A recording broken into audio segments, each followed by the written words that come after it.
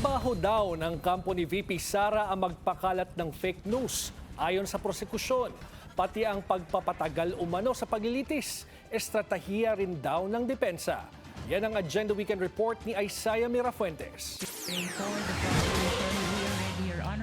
Sa mga nakalipas na araw, nakikita ro ng prosekusyon na pilit pinapatagal ng defense team ang paglilitis laban kay VP Sara. Sa eksklusibong panayam ng Abante, sinabi ni House Trial spokesperson at Lanao del Sur Representative Zia Alonto Adjong na isa raw itong estratehiya ng depensa para manalo sa laban. We all understand that the impeachment trial is half political and half legal, di ba?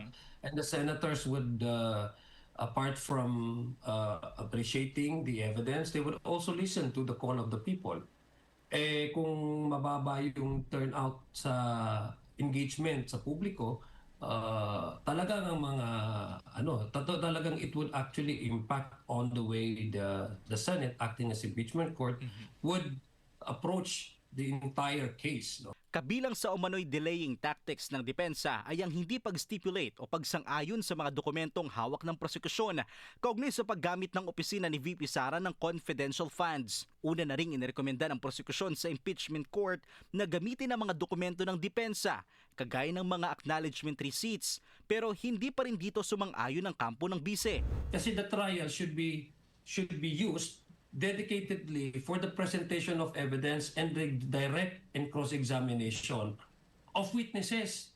Ba't natin gagamitin yung oras ng trial para sa comparing of notes and comparing of documents, comparing of markings, when we can do that and we have already did that during the pre-trial conference. What other reasons is there other than delaying? Maliban sa pagpapatagal ng paglilitis, estratehiya raw ng mga nasa panig ng ikalawang Pangulo ang magpakalat ng fake news. And yung mga followers nila ay they are really engaged into spliced videos, yung mga manufactured na mga videos na yung sinasplice nila at the same time iba yung messaging na nilalabas, puros mali-mali nga. Ipinatatawag na sa impeachment court ang dalawang testigong may tuturing na hostile witness. Yan sina OVP Special Disbursing Officer Gina Acosta at Special Disbursing Officer ng DepEd na si Edward Fajarda.